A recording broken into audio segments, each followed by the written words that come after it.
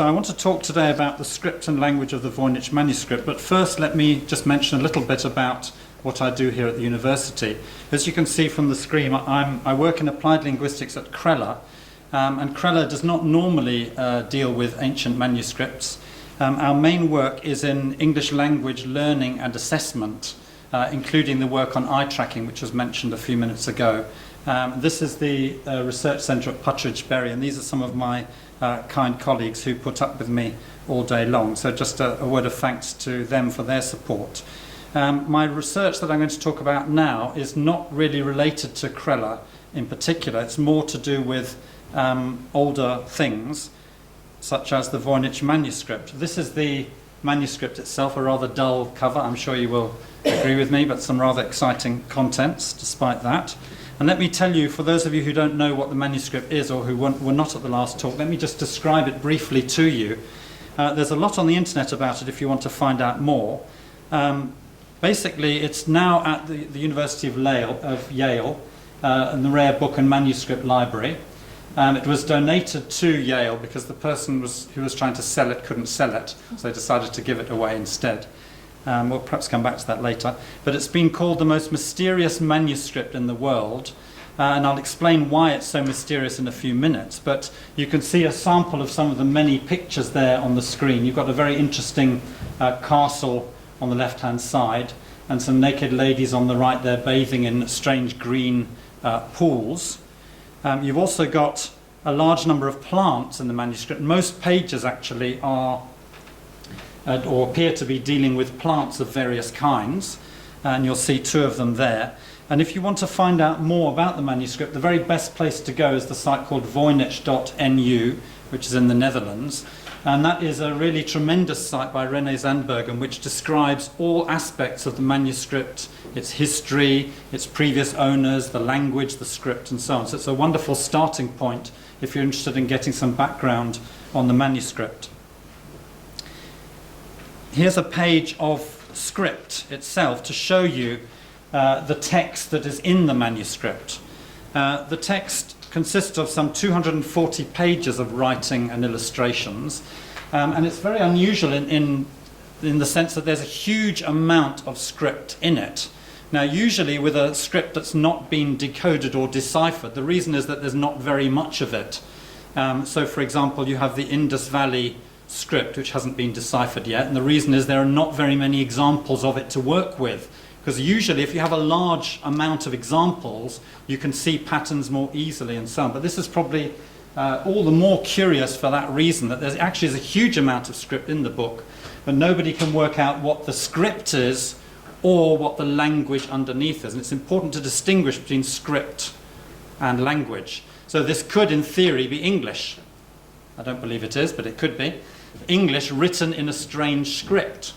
It could be, and some people have claimed that it is actually. But obviously it could be any of a host of languages, but the curious thing about this one is we don't know anything about what the script is or the language underneath. And that's one reason why it's such a fascinating and mysterious document. A few more facts about it.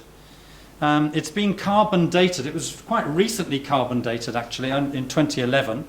And the date given as between 1404 and 1438. What they did is they sampled different pages of the manuscript, and all of them seem to come out at roughly this age. Now, of course, that only means that the animal that was killed to make the vellum died at that time. There are possibilities, of course, that the vellum hung around for hundreds of years just waiting for somebody to write on it many years later. But I don't personally believe that. But that is one of the theories that people have put. And I think it's pretty safe to assume that the manuscript is more or less contemporary with that date. There are 240 pages of writing and illustrations. It was rediscovered in Italy in 1912 by a bookseller named Voynich, and that's why it has given the name the Voynich manuscript. And not a single word has yet been definitively decoded, and I include in that my own research, because I still would say that my research is provisional and partial until we get more evidence, and that's also important.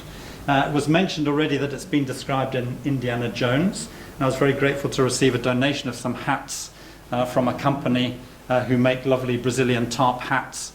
They saw the connection with Indiana Jones and sent me one, but unfortunately I lack some of his muscles and other features, but nonetheless the hats were great. So it's got quite a reputation, if you like, and if you go on the internet, you'll see literally hundreds and thousands of pages and comment and speculation about it. Now, in February of this year, I produced a paper which was called A Provisional and Partial Decoding. And if you want to see a copy of the paper, you can find it at my website, which is stephenbax.net in the top corner there. And that's the place where I'm putting all kinds of Voynich stuff, so as not to clog up my Krella University website with such extraneous matters. So if you want to find the full paper, you're welcome to see it there. There's also a video on YouTube. If you can't be bothered to read 50 pages of academic text, you can watch the video instead. And actually, as Mary mentioned, the YouTube site has had a huge number of hits, 100,000 hits in a month or so. And I don't assume this is because of my own popularity, skills or beauty. It's obviously because the manuscript itself is extremely interesting to very many people for obvious reasons. Also, the university server has been overwhelmed to some extent, and my own website has received lots of interest and curious inquiries. Most curiously on Reddit. Do any of you know, how many of you actually use Reddit regularly? You're showing your age now, yes. If you're young and trendy, you probably do. If you're like me, you probably don't know what on earth it is. Well, I was told it's the front page of the internet, and amazingly, the story about the press release about this paper reached #1 on Reddit.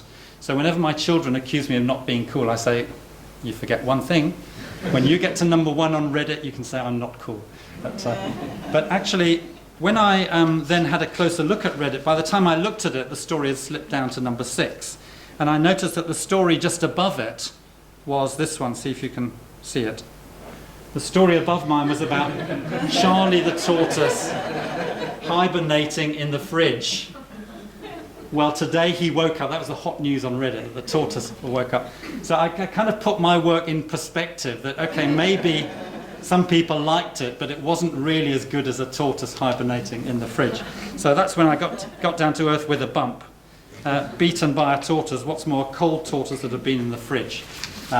So anyway, but nonetheless it was fun while it lasted. Now, having introduced the text a little bit, let me give you a brief plan of how the talk will go today. I intend to talk for round about 50 minutes, maybe an hour, and I don't mind if you get fed up and you want to leave. I'll just assume, probably correctly, that you're bored. There's no problem with that. So what I want to do is I want to start by talking about the earlier research. For those of you who don't know it, probably many of you.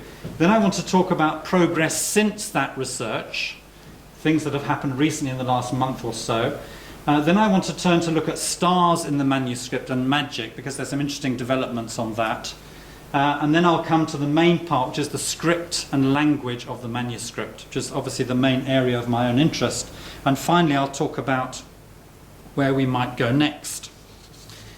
So one of the starting points for the research was this interesting page, 68R. F just means folio, so 68R on the right. And this is on the left-hand side, you can see here. You've got a picture of what is clearly the moon, and we know it's most likely to be the moon because there are lots of other pictures of the sun and other things resembling it, plus other manuscripts suggest it's probably the moon. So you've got the moon in the middle, and then you've got an interesting, you can see on the top right here, there's a kind of arrow, a detail of the picture here. So here you've got like a line suggesting the moon moving in some way, and here you've got the 7 stars, which are assumed to be the Pleiades, sometimes known as the 7 sisters, which happen to be in the constellation of Taurus.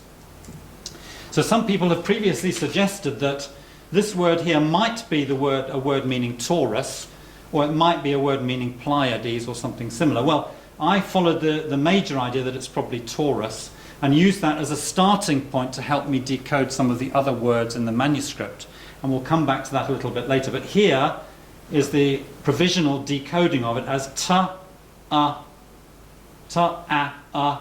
ra, and then this N we'll come back to a little bit later. You might notice that Taurus is not spelt with an N usually. I'll explain this a little bit later. But this word here, tawud, seemed to me to come from Semitic, Arabic, and also actually Indo-European roots as the word tawud, which means both in Semitic languages and in European it means bull, and is simply a name for Taurus historically. So it seemed likely that this was possibly saying the moon moving into the constellation of Taurus for some particular reason, and we'll come back to that in a minute. So this was a starting point for the decoding, one of the starting points, but that of course linked up with a lot of other evidence that I was trying to gather to build up a pattern of the sounds and the signs and how they link together as an initial sort of decoding. Now, another prominent part of the decoding related to this plant here, which is the plant known historically as Centaurea. So that's the genus, and the word comes from the word centaur in ancient Greek, because this plant was thought in ancient Greece to have been discovered for medicinal purposes by the mythical centaur, whose name is Chiron, Cheiron, something similar to that. So that's why the plant has the name. Now, luckily, this name of plant continued for many centuries across many parts of the world. It's even still used today as the plant Centauri. And in fact, the Alpha Centauri, the star as well in the night sky, also comes from the same centaur, according to the mythology. So it's a fairly common word.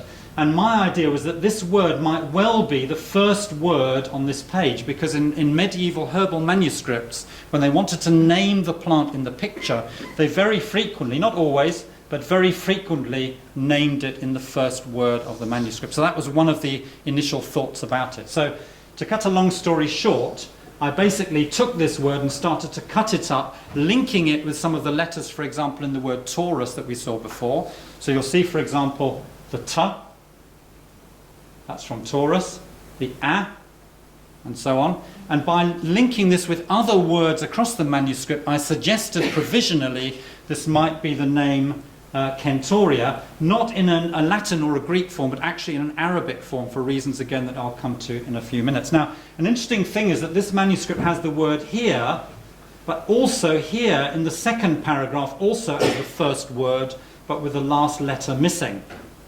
Now, that also is interesting. Why would the same word appear in the first position, in the first paragraph and in the second paragraph, if it wasn't the name of the plant? So that again seemed to suggest it might well be the name of the plant. But again, there's an issue with the last letter missing. Well, I assumed that this might be actually the word centaur, and the following word might be the name of the Greek centaur, Cheiro or Cheiron, Cheiro in this case. So that actually might mean the centaur Cheiro, and this paragraph might be explaining the origin of the name Centaurea, the plant name, and perhaps explaining a little bit about the medicinal use of it. So that was one of the ideas that I had which helped me towards my explanation. And you'll see here some nice pictures of, just one back. You'll see here some nice pictures of, this is the centaur in another medieval manuscript, the same centaur being given his own plant. And it seemed to me that this might well be then the first paragraph talking about the plant, and the second paragraph talking about what's called the etiology of the herb, its origins and its history. Probably one sentence here and another sentence here. We don't know because there's no punctuation at all in the manuscript, frustratingly. But that seemed to me one possible reason, and that's why I decoded the word as I did. Now, I won't go through all of the other plants because you can read about them if you're interested, but this then was my overall summary. And I managed to identify, as I thought, some, well, I've got roughly 12 letters here, and the various equivalents and the phonetic equivalents and so on. And roundabout, you've got 10 words for plants and other things, mainly proper names, of course. Now, you might think that's pretty small. Well, I think it's pretty small. The manuscript has 35,000 words in it, and I've only got a handful here, as you can see. But nonetheless, if you think the manuscript has had no progress on decoding at all in 600 years, that's probably why some people were interested in it, at least, even though it's avowedly provisional and partial. Now, let me talk then a little bit about what's happened in the intervening time since that paper was published. Let's start then with the castor oil plant. Now, I did a session on Reddit, which was an interactive forum, which was very interesting. I don't know if you know what happens. You go onto the Reddit forum and people fire questions at you, and you're supposed to answer all of them, type them all as quickly as you can. So I got my young son with me to help me out with the technology, and it was very interesting experience. But after that, somebody called Sean contacted me, and this is what he said. And in summary, what he said is, I've been looking through the manuscript with my brother, a horticulturalist, and we've identified a plant that we think is this, and we think the name of it is this. And he identified the castor oil plant, Ricinus communis is the Latin name. It's actually the plant used to make ricin, the poison, hence Ricinus. So it's quite bitter in various ways. But it's also used to make castor oil, which obviously has centuries of medicinal use, as he says here. He says, using your decoding of the letters so far, one can see that the first 4 letters of the first word can be transcribed into the Latin alphabet as kuer.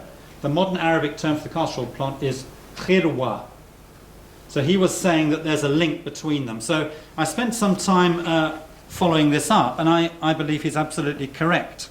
And this, I think, shows in one sense the power of the internet, doesn't it? And the power of kind of throwing out an idea, even if it's only provisional, you get people who are interested coming back and offering things, which I think is very useful. And this is the Voynich manuscript plant, and this is a close parallel in terms of age, which he identified, Sean identified this, and he suggested that there's a close match between the pictures. I think you'll agree it's fairly similar. But this also ties in with other research by other people, including Guy Mazard, who's president of the European Society of Ethnopharmacology, and that means he knows more about plants than I do, or ever will, probably. And he suggested some time ago, actually, you'll see, he suggested that this was exactly Ricinus communis, and he produced quite a convincing argument there from his experience. So I think the identification is pretty solid. In terms of the language side, this is the first word in the manuscript, which according to my transcription would be, as Sean mentioned, something like kaur or kawar, depending on how you transcribe the individual letters. And this seems to fit with the modern Arabic word khirwa. Is that correct? Pronunciation correct? Kharwa, thank you. Which again is still used today, as you can tell by our modern experts, and is a fairly bitter plant, but still in use. Now, you might say there are some differences there. Well, you could explain this by what's called metathesis. In other words, the wa moves before the ra in various ways, and that's a fairly common aspect of language transference. So I think it's a fairly convincing suggestion from Sean, and I'm grateful to him for it. Another plant recently is the marshmallow plant. Did you know, I didn't myself, that marshmallows, the ones that you buy, the plastic ones that you can buy in the shops now, are actually originally, they're flavoured by the marshmallow plant. That's why they're called marshmallows. Did you know that? Of course you knew that. I didn't. But anyway, this is the marshmallow plant. And again, I won't go through the details of it, but I believe that, this is the Latin name for it, I believe that in India, sometimes it's called this the gulkhair plant, and this possibly derives from the Persian khiru, which relates to the mallow flower. And again, without going into detail, I think the first word of that page is a convincing relative of this plant, of this word. And therefore I would suggest again, although I haven't researched this in great detail, I suggest again that this is a possible development supporting the decoding. Now, one that just came through a few days ago, which is also interesting, is this one. Now, this one is a rather difficult plant because it's been suggested that it might be the poppy, but you'll notice it doesn't have any petals. Okay, and that's a bit odd. You'd imagine if you're depicting a poppy, you'd depict the rather striking petals, but this one doesn't. But it has some very odd protuberances here, which some people have suggested to me might be to do with latex, and it might not be the poppy called somniferum, the sleep-bearing poppy, inducing poppy, but it might be a different one, possibly this one, which is more likely. It's the one that's supposed to be producing latex. Now again, I'm not a specialist in this, but that's an idea that somebody, Jan in fact, has put forward on my website recently. His suggestion is that the first word of the text, which is here, might even relate to the Latin word papaverum. Is that there on the screen somewhere? Yeah, the papaver there, which obviously is linked etymologically to poppy, as you can see. There's no known, the origin of papaverum is not known. If you look on the internet, it's not known where it comes from. But Jan at least thought that this might be related to it, but he then interestingly suggested that these words here might be transcribed as chash hash, which would make this into a sha. This one we already think might be a kha, the Arabic kha sound, And the Arabic word for poppy is khash, and also in Armenian and in Urdu and in various other languages. So his idea is that this might be one word for the poppy, and this might be an Arabic or Armenian or something equivalent of it. Now, there are still doubts about this because the second part of it doesn't have a hat on, so it could well be a different letter altogether. But nonetheless, you'll see the way that his mind is working, starting to think this could well be another example of a possible plant that we've discovered. But again, this is still, of course, in progress. All of it is still in progress, but it's interesting to see people coming up with things which I'd never even thought of, and some of them pretty convincing, I think. So, in summary then, where have we got to now? We've made some progress on the plant names. We're still making progress. We're making some progress on the script, although it's slow, gradually getting some hints at what some other letters might be. I think it's hugely thanks to everybody who's contributed and offered suggestions. Some of them, of course, are off the beam, just as some of my suggestions are off the beam and completely unlikely. But some of them, of course, come close to the mark. And that's the fun of it all, isn't it? And that's the point of it, of course. And you'll see, if you look at my website, you'll see that a Finnish biologist who wishes to remain anonymous has been sending me a huge amount of information about different plants and how he sees the plants in the Voynich manuscript, with some very interesting and really professional ideas about how things might go in terms of plants. But let's move on to stars at this stage. The manuscript has a huge number of star pictures, or rather a number of star pictures, not as many as plants. But I want to turn now to look at some of the star pictures, which I think are quite interesting, which I didn't mention very much in my previous paper.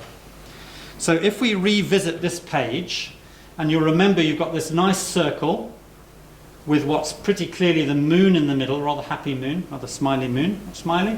Maybe surprised, I don't know. And then the top left-hand corner, you've got what I think is probably the Pleiades, and what various people think might be the word for Taurus, as I transcribed it as Tauron. Now, if we revisit this page a little bit, you'll see there's a word next to the Pleiades.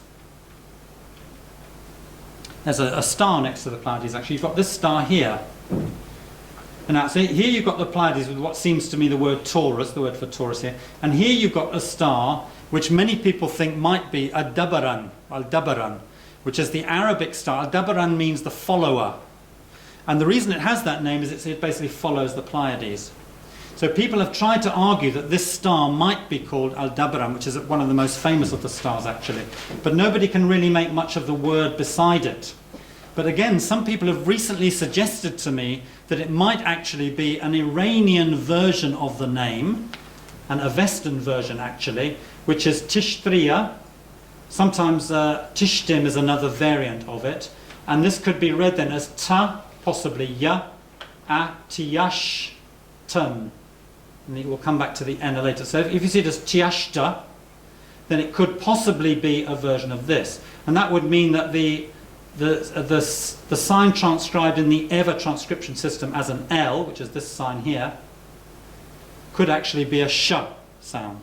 Now again, this is still in progress, but it's a possible way of explaining what that star is doing. Now, one complication of this is that Tishtria in Western systems is often actually for the star Sirius, not for the star Aldebaran at all. Of course, if it was easy, then it wouldn't be in the Voynich manuscript. So the star Sirius is a completely different star, but occasionally it was mistaken for Aldebaran in various texts. And so it's not impossible that this was seen to be Tishtria, and was not seen to be Sirius, but was Aldebaran. We don't know. But that is still a complication of it, which again keeps us investigating it and not at all certain. But a more recent development has been to answer this question.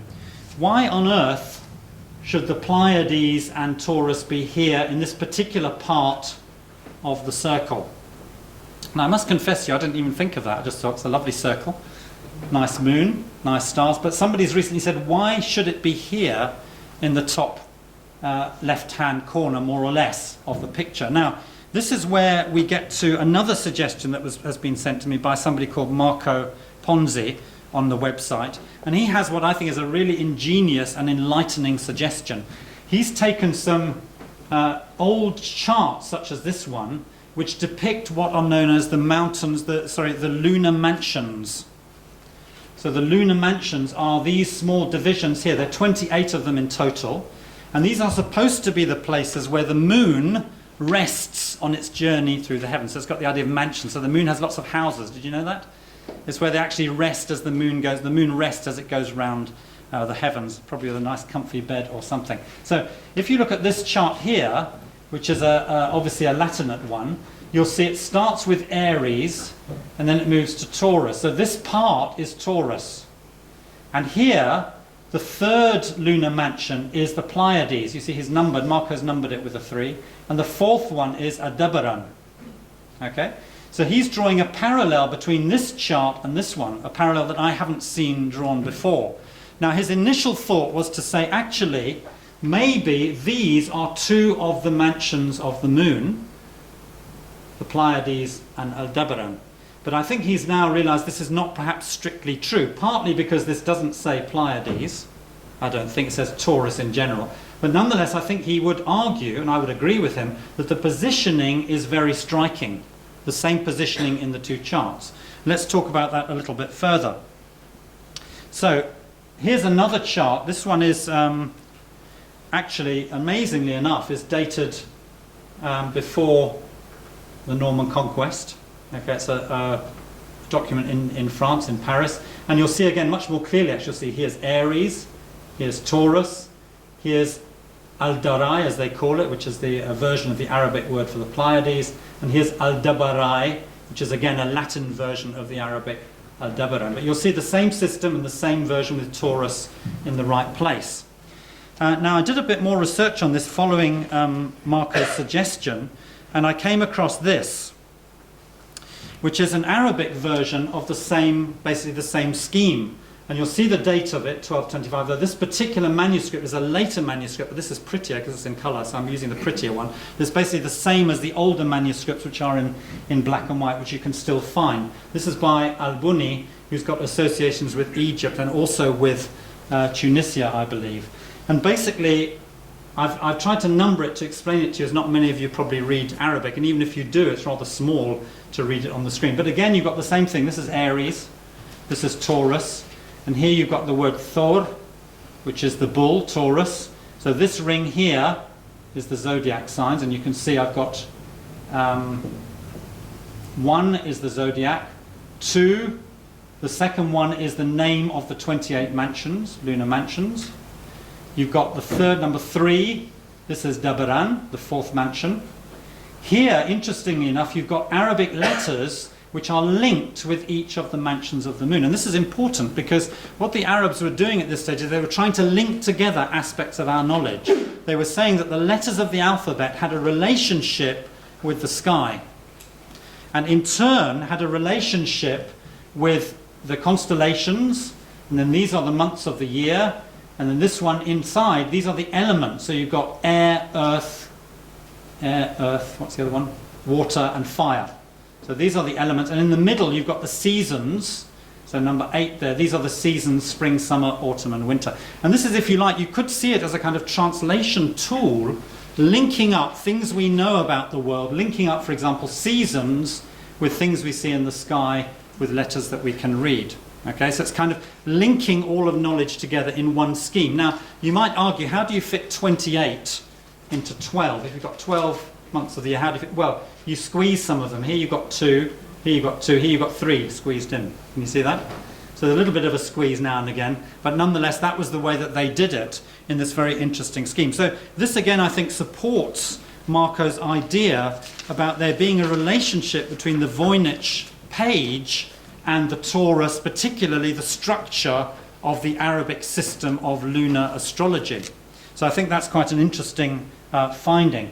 Now you'll see this idea of mansions of the moon, or lunar mansions, continues then into the West, particularly into Western magic, mysticism and astrology. So here you have a really interesting book from 1548, and it's about, in the back of it, I found this yesterday actually in the British Library, it links up with, this is Aries, the first of the mansions, and it tells us that Aries is dry. This is the nature of Aries, it's a dry mansion, or a dry part of the year. And then you've got temperate, humid and so on. Well, this is exactly from Arabic sources, which again try to link up the stars and the letters and the seasons and the weather all together in some sort of interesting unified scheme. And this shows you that this went right into Western thinking as well, particularly, as I say, into magic, and we'll come to that in a minute. Now, also I discovered a really interesting device, which I'd love to have for myself. This is in the British Museum. It's made in the 13th century, can you believe it, in Mosul, which is now in Iraq. It's in the British Museum at the moment. And you'll see it's got these wonderful dials here, which you're supposed to turn. And this is part of a scheme of geomancy. What is geomancy? I didn't know until recently. This is basically telling or divining things in the future or the present, essentially on the basis of geographical features. So originally, one of the terms in Arabic for this is drawing in the sand. So the idea being that you look at elements of nature around you and you can divine aspects of the future from that. So some people have claimed that this is actually an element of Arabic magic. But many Arabic scholars would dislike the term magic. They say, no, magic, of course, is forbidden in Islam. It's not magic. It's some sort of divination using God's earth and God's universe to try and see things about what's going on. But this device is a really fascinating one, actually. There's a detail of it. Imagine this is 13th century metalwork. And you'll see some of the wonderful dials here. Notice that the dials end up, beside each dial, there's a little pattern of dots. And these dots are the important bits in geomancy, because these little dots here are supposed to indicate an element of the future or an element of what you're trying to divine. Can you see those little dots there? That's what this machine, basically, what it does, it uses lots of complex calculations and comes up with these little dots in the end.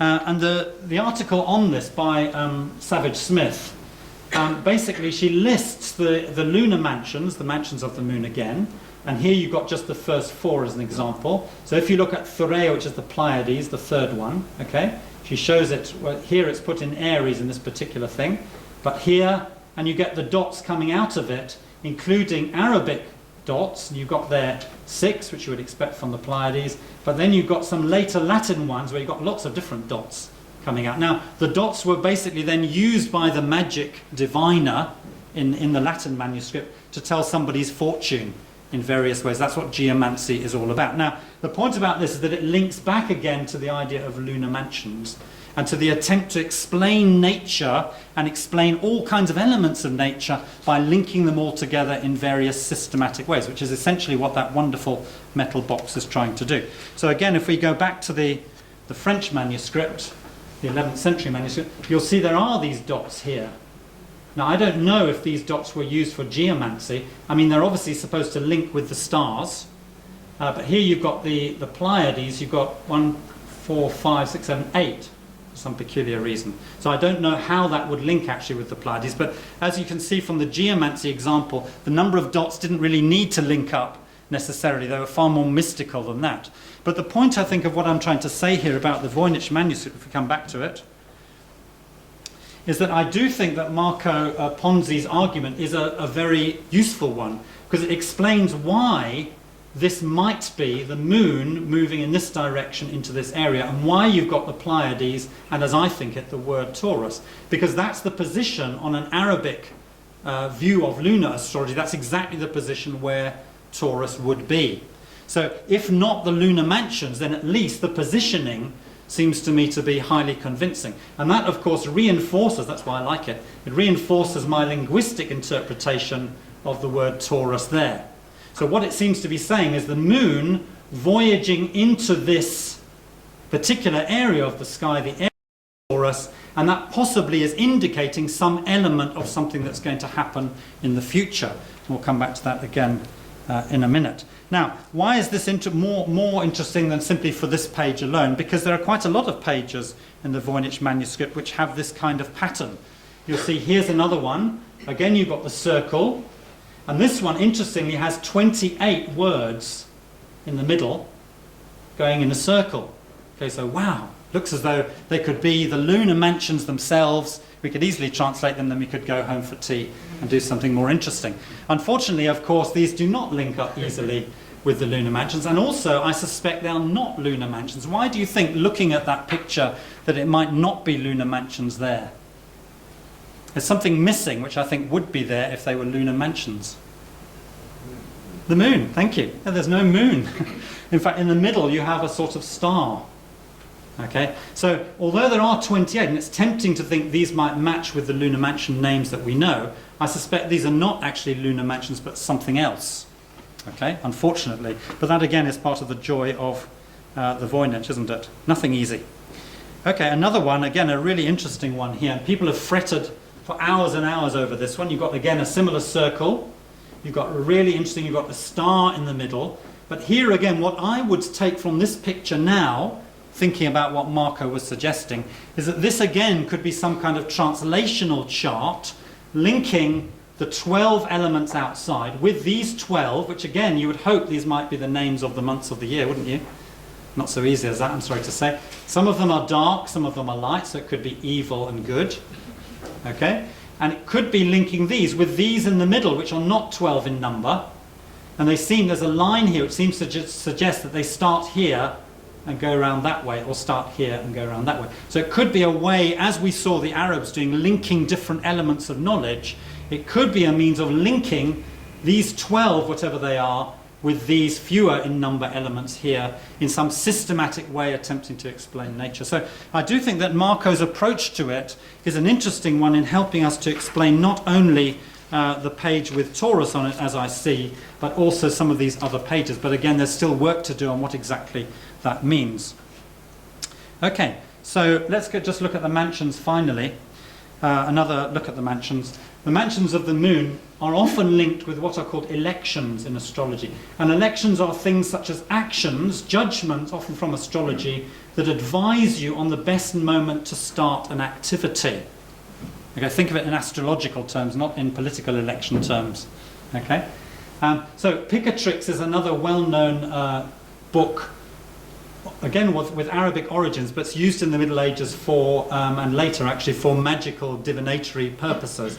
And Picatrix links very much with the lunar mansions, and he has these ideas of things you should do in each of the lunar mansions. So if it's number 1 in Aries, it's a good idea to start your journey in Aries at that particular time of year. Okay. Also, the 8th mansion is also a good time to do that. And I thought I would list some of the other ones, which I think are really interesting. Not all of them, of course. But you've got to make a servant flee. Why on earth does anybody want to make your servant flee? I don't know. To find lost treasure. To strengthen prison. Seems to have a huge number of good times to do that. I hope the Home Secretary is listening to that. To accomplish works of alchemy. There's only one time to do that. All works done with fire. Again, the same time. For some reason, well, probably it's a fire sign. I haven't checked actually. And I like this one. This is advice for any of you who are spouses, to put love between. I'm not quite sure what that means actually. I'll leave that to your imagination. To put love between spouses, you've got 5 good times of year to do it. So that's a nice thing, isn't it? Make love, not war, probably. So this again shows you the way in which the lunar mansions were later brought into astrology in order to tell people's fortunes and help the individual. Now, we don't know, of course, if the Voynich manuscript is trying to do that, if it's talking to individuals, but it could have an element of election. In other words, helping people to choose the best time to do something. So if we summarize this part of the talk at the moment, we've got, it does seem to me that 68R does draw on Arabic astrology in terms of the positioning of Taurus. I think that's a pretty convincing suggestion. Again, thanks to Marco for his inspiration on that point. I think it supports the decoding of Taurus, but I wouldn't I? I think it's possibly, this page is possibly talking about a particular choice of something which is linked up with Taurus. That's a good time to do something that this page is trying to tell us about. Then I think it also possibly opens up avenues for other pages, but again we have to see how. And importantly, and we'll come back to this a little bit later, it implies for me an Arabic-Persian substratum to what's going on here. There's definitely an Arabic link there, historically at least. Actually, some of this Arabic astrology came through Spain and then filtered through to Italy and other places. But I think nonetheless there's definitely an Arabic link in the background there, which we'll come back to in a minute. Okay, let's go on then away from stars, and we'll move now on to thinking about the script and the language in particular. Now, I want to start by mentioning, when we talk about the script and language of the Voynich manuscript, the importance of linguistic variation. Now, if I spell a word wrong on this screen here, you'll very quickly put your hand up and say, huh. some kind of professor you are spelling script wrong. Why? Because we are very prescriptive, forgive the pun, very prescriptive in terms of how we spell things. Language is very standardized now to the point that people write letters to the newspaper about it. Okay? But it wasn't always so. If you studied any older manuscripts, medieval manuscripts, you'll realize there's a huge amount of variation. And I think that people are looking at the Voynich manuscript expecting far too much standardization and system and not looking out for variation, which I think is a really important part of what we need to understand the manuscript. And I'll come to some examples of that in a minute, but that's one point I'd like to emphasize. A second point is possibly we've been too Eurocentric in our thinking about the manuscript so far. And one interesting example for me is that those nice charts I showed you a minute ago in circular fashion, well, always in the past they've been transcribed clockwise. Okay? But you can see from the Arabic example actually that it should be anti-clockwise, because it goes that way, anti-clockwise, not clockwise. Okay? And that could be a really problematic issue if you transcribe something clockwise and look for a clockwise pattern, and actually the pattern should be anti-clockwise, you're going to have a lot of trouble. And again, this kind of thing may seem simple and foolish, but it could be a problem with our analysis. I think also there's a clear Arabic and Persian substratum, as I mentioned. For example, in the plant names, I think several of the plant names are coming out as having Arabic or Persian roots. Now, they could well be borrowed, and I suspect many of them, perhaps most of them, are borrowings. So I'm not saying that the language underneath is Arabic Persian. I think they could well be borrowed, but nonetheless, there is a substratum there of Arabic and Persian. The lunar astrology we've seen already seems to have an Arabic link. The star names, very many of the star names seem to begin with what I would transcribe as a, which obviously, because the Arabic definite article is al, it's quite likely, like al-Dabaran, it's quite likely that the star names would come out with a. And again, this seems to me to link up with the Arabic Persian substratum, which seems to me to be there in the manuscript. This incidentally throws questions on other interpretations of the manuscript, that, for example, it might be Inuit, or it might be Australian Aborigine, or something of that kind, because it doesn't seem to fit in with what this kind of evidence is telling us about the Arabic-Persian side. Now, of course, if you look at the Silk Road, which was obviously the very long route between Europe and China, the main language of the Silk Road for many centuries was in fact Persian. So it's not really, it wouldn't be surprising if this manuscript, if it was made anywhere, or the language that underlies it was from any of those countries along the Silk Route, it wouldn't be surprising if there were a huge amount of borrowings of Persian and then ultimately Arabic roots. So we're not saying that the language underneath is necessarily Arabic or Persian. It's quite likely, if it came from anywhere remotely in Western Asia, that there would be Persian elements. And if you look at these languages here, well, many Semitic languages could be linked up with it. You've got Hebrew, you've got Syriac, you've got Arabic. Turkic languages had huge amount of borrowings from Arabic and Persian. Indian languages as well, just think about Urdu. Many of the words in Urdu, I said to one of my students who's here today, actually I said the word mazbut to him today, and he said, "Oh, how do you speak Urdu?" I said, "No, that's Arabic." Again, so many borrowings into so many languages come from Arabic and often via Persian.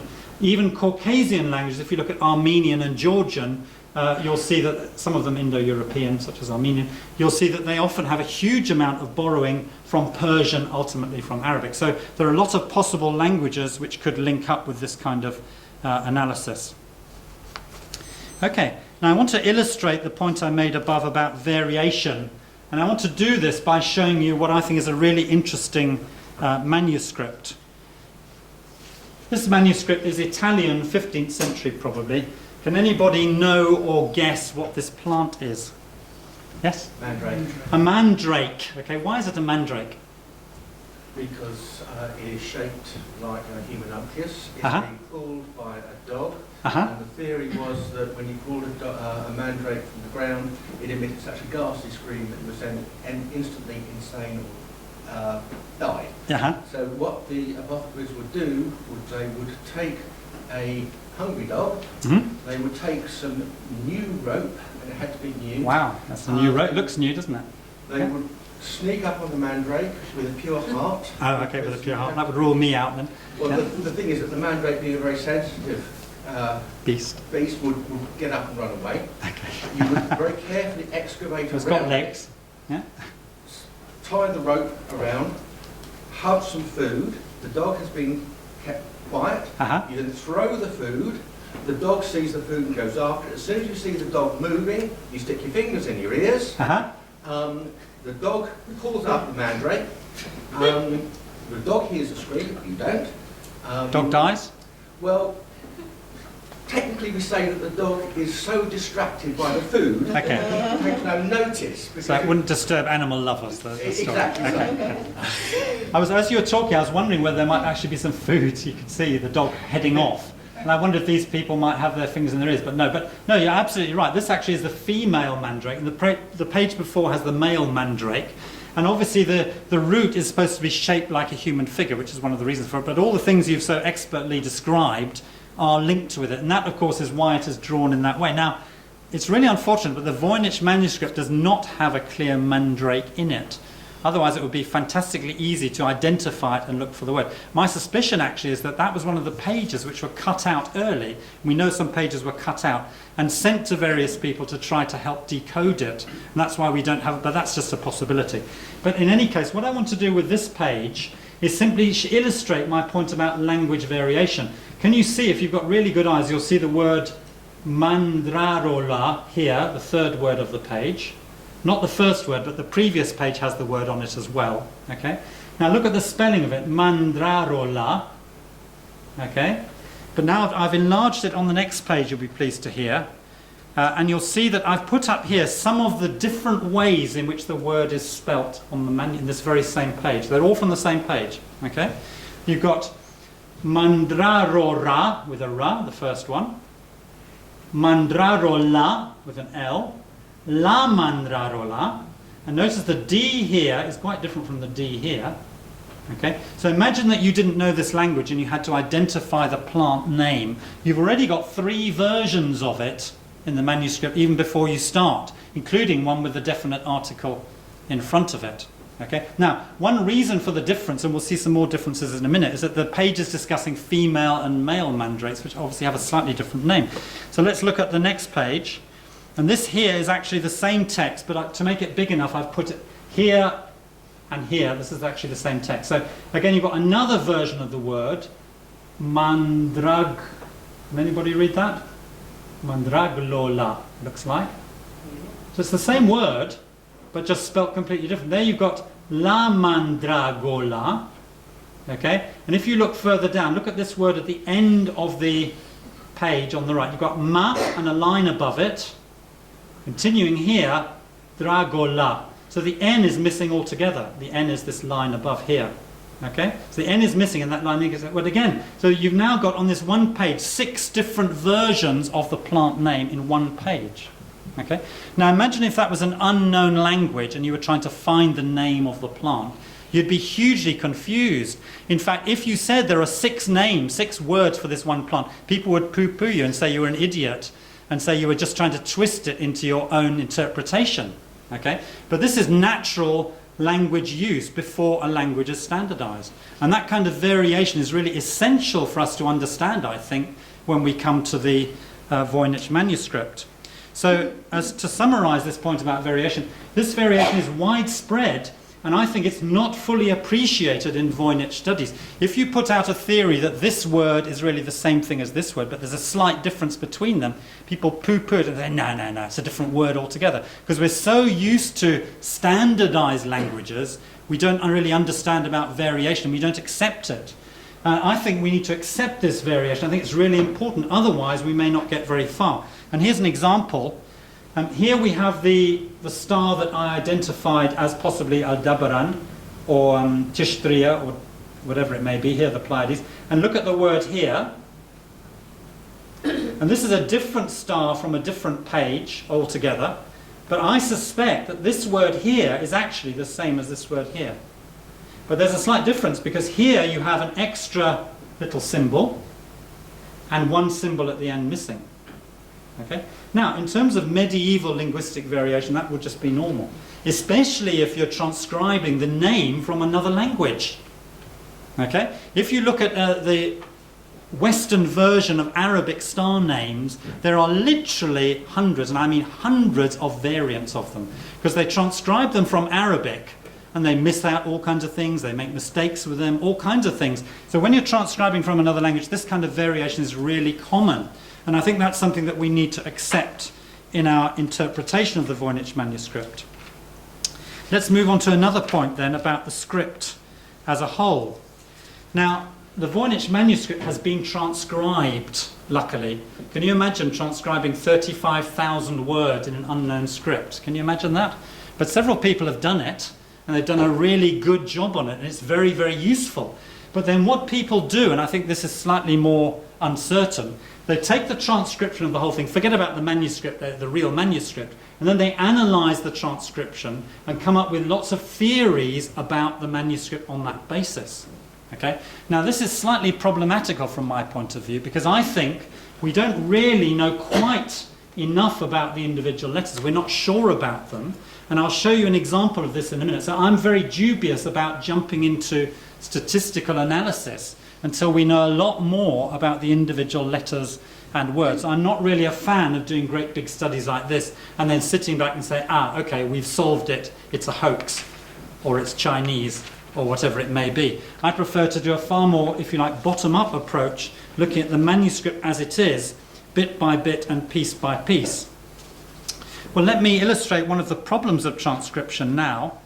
Have a look at this diagram here and tell me what these are actual letters from a real manuscript, 15th century manuscript. What is this letter number 1? What is this number 2? What is this number 3? And so on. What do you think this one is? Come on, it's I. You knew that. You were just teasing me. What about this one? You're all afraid, terrified to say, aren't you? This one? I. Could be, could be. H, N, U. This one? This one's different from that one, by the way. Did you notice that? So 3 is different from 2. 4 is different again. Oh, is it? Looks the same to me. 5 has got 3 of them. Now these are what are called minims. Minims, in other words, just the single line in medieval, typically in medieval Latin, but also Armenian uses this kind of minim style of lettering as well. So it's fairly typical. But the problem is that they can mean different things in different contexts. So in actual fact, the first one here is I, well done. The second one, in fact, is N. The third one is U. The fourth one, I was being horrible, but that's part of M. That's cheating, isn't it? I know. And the fifth one is M. Okay? And this is all from these 2 words here, which actually mean Centaura major, which is the great centauri, or the plant that I showed you at the beginning. Okay? And you'll see that here, the third letter is an N, even though it just looks like 2 minims, or it's just 2 minims. Then you've got the interesting T, then you've got an A, then you've got these, which are obviously a U. How do we know it's a U? Just from the context. Just from the picture of the plant and the fact that we see it in a word, in a context. Okay? And then you've got major, and that's an I, pronounced like a J if you like. Notice also the very interesting R shapes here. Both different, you see? That's an R and that's an R, but they're actually a little bit subtly different. Okay? So this tells you how difficult it is to analyse script, particularly to analyse these minims. Okay, now, in the Voynich manuscript, the problem is, here's an example here, you have these minims and we don't know what on earth they mean. But look at these 2 words. Now these 2 words are from the very same paragraph of the text, from page 1 actually. Now the transcription that we have transcribes these minims as the same thing, as I. But actually, can you see that these ones are joined? These ones are joined actually, these are joined together. These ones are distinctly not joined. The person has made an effort not to join this one to that one. They could have done, but they didn't. If they were writing quickly, why not just join them? If they were all the same, why not just join them? So our transcription thinks that these are all the same. But I think that's a risky conjecture. And I think that throws a little bit of doubt on the transcriptions that we have. Now, not as much doubt as you might think, because most of them are actually separated in the manuscript. But you do get a few like this, which could actually be a completely different letter. Could be a letter M or a N. Not that it would necessarily have a M or N sound, I'm talking about the shape of the letters only, not the sound. Okay? For example, Armenian has a letter that looks like a n, but is not pronounced as a n. So we're talking here about shapes, not sounds. Okay? But again, my point here is what I call the minim problem throws a little bit of doubt on the transcription system that we have. Now, I'm not blaming the transcribers. I think to transcribe like that is a huge and really commendable job. I'm just saying that we need to be careful when we look at the manuscript and try to interpret it, particularly for problems of this kind. And here's a list that I've made, actually, of possible minim sequences and what they might mean. And you'll see there are 14 different possibilities of the 2 and 3 minim sequences, one of which, of course, is numerals. And some of them could simply be numbers. Okay? And again, that shows you that if we're transcribing something as I, we don't really know what we should even read it as, let alone say it as. Okay? So this is one of the problems with transcription of the manuscript, which I think, again, we need to take great care with. So, just to summarize a little bit what I've said about the script so far, there's the problem of minims I think we need to take into account. There are a few other questions about the transcription, some letter shapes which are not really transcribed, and therefore I personally am not very keen on big statistical analyses if we then use them to draw big conclusions about the manuscript. I'm fine with statistics if it helps us to interpret something we've already developed a picture of, to support something, but not, if you like, as a standalone explanation of the manuscript and the language. In my view, we need to focus on the actual script and not depend too much on the transcription. Though once again I would say it's commendable that there is a transcription and it is useful, but we still need to be cautious about how we use it, I think. Okay, let's get on to the language itself then. Now, I've only got time to talk about a few elements of the language. We could talk all night about the language itself, even though we don't know what it is. We could still waffle all night, couldn't we, and speculate. But some very interesting things come up. One is the repeated patterns of the manuscript. There are lots of very odd repetitions right the way through, which I'll talk about in a minute. We'll also talk about which language family we might be concerned with. Is it, for example, Indo-European? Is it Semitic? Is it Turkic? That kind of thing. And finally, I'll talk about how we could perhaps proceed with the analysis in the future. So in order to go forward, let's move back. Look back again at the Centauri. Now what I did there, of course, was I cut up the word and tried to work out what each of the letters were in comparison with various other letters in the manuscript as I saw them, various other words in the manuscript. And you'll notice here that there's an argument that this letter here, the second letter of the word, is to be pronounced as a n of some sort. Why? Because it comes second and it also comes last. That fits the Arabic version of this plant, which is contoriun. So it has an N at the end. Okay. Now, this is still provisional. We're not sure if this is an N, and we still need more evidence to see if it is. But let's work on that assumption for the moment as we go through. Now, looking at this letter, which we think might be an N, it appears at the end of the word Taurus, Taurun, which is a little bit odd, isn't it? But we can understand the word tower, as I said, as simply meaning the word for bull. But then what might this N be? And this is where we start to think about things linguistically. Okay? Now, some people might say, some people who are not linguists will say, oh, there's an N at the end, it's rubbish, forget it. It's a hoax. Okay? But I don't like that kind of approach. I would say to myself, no, there seems to be an N there, what could it be? And that's a linguistic approach to it. So, well, it could be, for example, an article. It could be the bull, definite article. Okay? It could be a case ending, it could be nominative, or it could be locative. It could mean to Taurus, the moon moving to Taurus. Okay, that's a locative. And a case ending of place, it could be, they exist. Okay?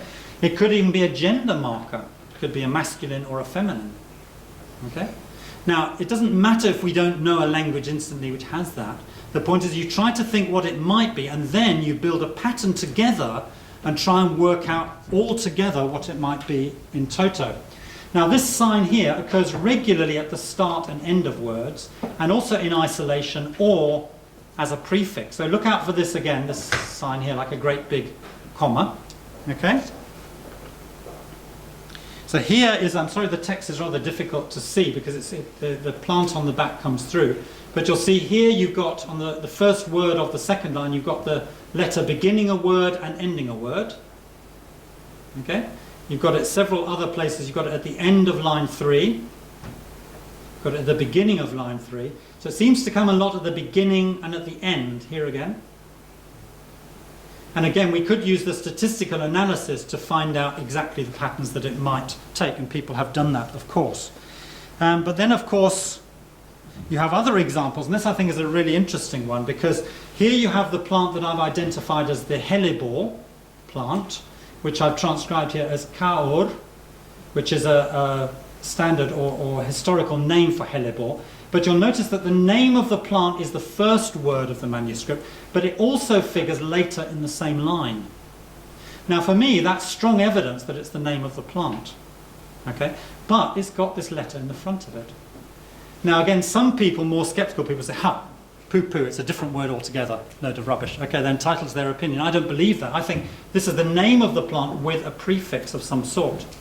Okay, now, if it is na, and it is a prefix rather than a separate word, then you're looking for a language which has a prefix n, which means a particular thing. Okay? Remember what I said, that the n could be an article if it comes at the end, or a gender marker of some sort. So anyway, this kind of thing then starts to become a clue as to what kind of thing the language might be.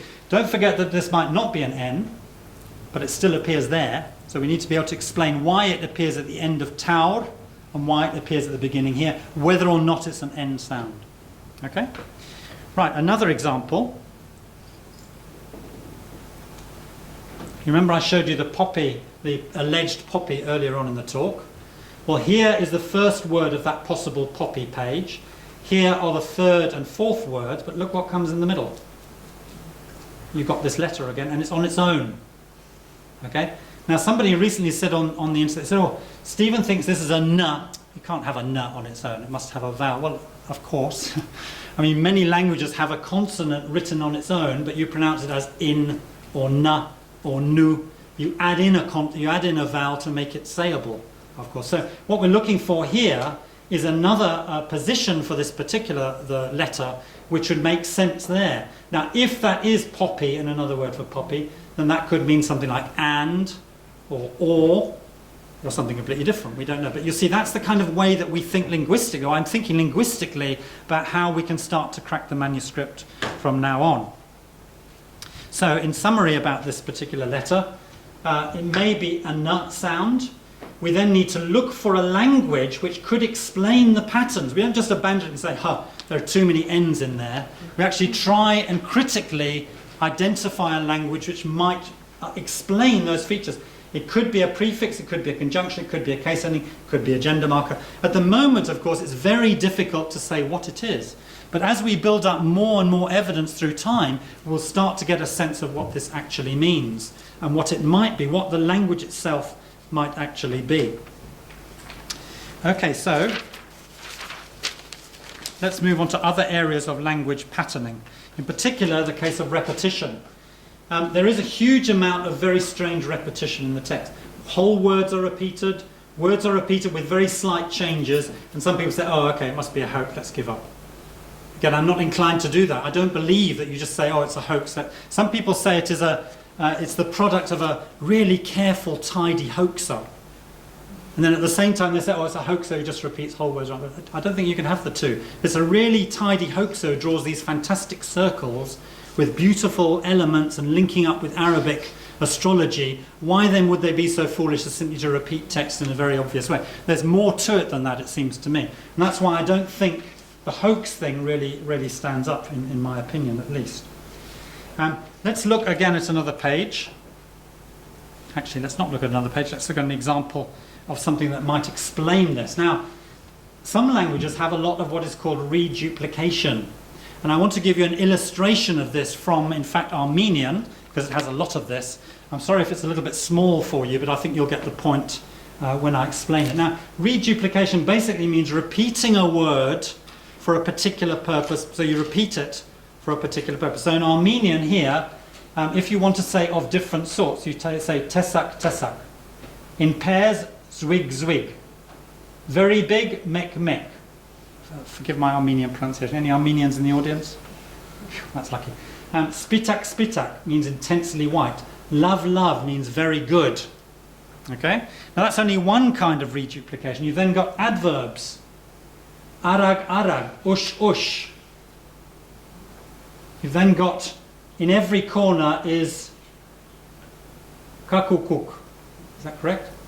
Charn I churn, mishmash. Well, mishmash itself is an English version, isn't it? And the Armenians got a similar one. You've got this one here. You've got kaaksmaks, hakmak, sutmut. So this is a kind of patterning repetition. And I could go on and on. I do go on and on, I know. But anyway, you've got all these examples here. Now, my point here is not to say it's Armenian.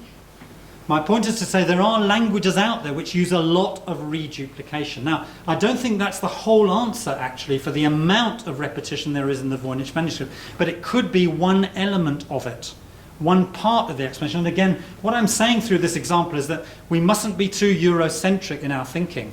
We must think beyond the box, be prepared to see other explanations, not simply dismiss it, which I think is a weak approach, but basically suggest other explanations which might have some plausibility. Okay, so we're coming towards the end, you'll be pleased to know. Let me just summarize then a little bit about what we need to explain in terms of the language. We need to explain some of the patterning of prefixes, suffixes, and possibly grammatical elements. Words that seem to appear a lot tend to be grammatical elements. Or words, for example, like conjunctions, and, so, but, because. And we need to be able to explain these. That's one of the things we need to explain. When we're looking for what language it might be that underlies the text, we need to be able to explain these elements that we see. Repetition patterns, the word origins. I think this could help us. I think, for example, it rules out certain languages. The cultural background. We mustn't forget that a lot of the elements in the drawing seem to be relatively European in style. So you've got castles that might be Genoese-style castles. You've got relatively European-looking or Caucasian-looking figures dancing around. But even the word Caucasian makes us show that it could be, for example, from the Caucasus, not necessarily from Europe. So there are these graphic elements that we need to take into account, but also we need to explain some of the things that I've pointed out here. But my argument is that it is possible to use this to come to an interpretation. I don't believe in just saying it's a hoax, let's give up. I think it's too much fun to do that. It's too much fun and interest to try and actually look at what might be there. So in terms of language identification, then let's finally start to put our finger on some of the candidates. Semitic. Now, I do speak Arabic. I've studied Arabic for a long time. I don't believe the manuscript is actually Arabic, because I think if it were, it would have jumped out at us by now. We would be able to see a lot more patterns more quickly. But I do think there's an Arabic substratum, and I don't rule out the possibility that it could be a Semitic language, for example, Hebrew, which I don't know so well. It could be. Or another Semitic language. Some wonderful ones out there, Mandean, Syriac, really nice candidates, actually. Turkic, I think, is less likely. Why? Because Turkic languages tend, not all of them, but they tend to add things onto the end of the words. They tend to have the root word, then they add certain things like prepositions, conjunctions, to make very great big long words at the end. And I don't see much pattern of that going on. But it could be, of course, that what we think of are words in the Voynich manuscript could actually be a root word, then other little particles which are separated by a gap to fool us, but actually it's Turkic. So it's not impossible, frustratingly. I think Caucasian languages are an interesting candidate. You've got Georgian, you've got Armenian that I've mentioned already. Armenian is Indo-European. I could, of course, now if I say Indo-European, that's not really closing the door, because there are so many Indo-European languages out there, not only, of course, in India, but, of course, English is Indo-European, Swedish is Indo-European. It allows a lot of possibility. But I do think, in my own analysis of things such as the prefixing and various other elements, I do think that Indo-European, for me, is at this stage the most likely language family underlying the script. But it could, of course, be a different one. If it is an isolate, then we're in trouble. What's an isolate? Can anyone name an isolate language? Basque. Basque, thank you. Basque is a good example. Basque is a language that has no known relative in any language of the world. It's just on its own. It's out there. Okay? Sumerian is another, but I don't think it's Sumerian. But it could be. I mean, if it is an isolate, then we're in a little bit of trouble. But if we can use the Arabic, Persian or other links into it, we can probably actually still make some headway on it. But that means instead of 5 years, it means 20 years or 30 years or 40 years. So I'm still not sure, obviously, what it could be, but it could be a different language that we don't know about. Now, finally, let's think a little bit about where to go next, how to proceed. I'm still doggedly determined to identify more letters and sound correspondences by using, for example, the plants. And if you look at my website, I don't make any money from it, by the way, so I keep publicising it, not for commercial gain, but just for interest. So if you want to look at my website, you can see there are plenty of pages where people have suggested interesting plants, interesting names, and so on. I'm determined, I think this is definitely the way forward, but it's a slow way, of course. Identify more words through this approach. Keep looking out for possible languages which match. And I say keep spreading the word, because the more people who get interested in this and get able to help it and give their own suggestions, their own ideas, particularly people who speak other languages, like for example, I had a very interesting discussion with an Albanian recently who sees elements of Albanian in there. Well, that's fantastic, because I don't happen to speak Albanian. So the more people who come forward and say, what about this and why, the better. That's the way we can make progress, I think, by that kind of sharing, if you like, of information and ideas. So, in conclusion, that's your favourite phrase in any lecture, don't you think? In conclusion, wine. Maybe that's your favourite phrase. I think in conclusion, we've made some progress. I would say partial progress. It's provisional still. I don't think that we can really stand firmly on many of the things. Some of the things I'm personally thoroughly convinced by. I think the Centauri page, for example, that really seems to me, and also the castor oil, the Ricinus communis, I think is a really convincing identification. But I think we still have to treat these things as provisional, and I wouldn't be at all surprised if in 5 years' time, half or more of the letters that I've identified have been changed completely by somebody, and with a better identification and good solid reasons for that. And that's fine, that's the way you make progress, isn't it? So I would just like to thank finally the many hundreds of people who are contributing, including you yourselves, for coming today, but the many hundreds, literally hundreds, who've emailed me, who've sent me postings and all kinds of things. I think this is the way forward, and I'm very grateful to everybody for their suggestions and interest. Here is the website. If any of you are interested in contacting me with suggestions, ideas, other languages, or jokes or insults, all welcome. I might delete the insults though. No, I'll leave them there. And finally, I do think we need to be patient. This is a marathon, it's not a sprint. And I don't think we've even gone halfway through it, actually. I think there's a huge way to go in the process. But I think the point is that, do you enjoy a marathon? I don't know if one enjoys the marathon, but for me, the process is what's enjoyable. The interaction, the thinking about it, the learning about different cultures or different languages, that for me is what makes it interesting. So I don't mind if it's a marathon as long as I can run slowly. I don't mind about that, but I think we do need to be patient and not expect, with such a difficult and fascinating manuscript, not expect it to be solved immediately. So on that note, I want to finish and say thank you and invite any questions, jokes or insults. Yes?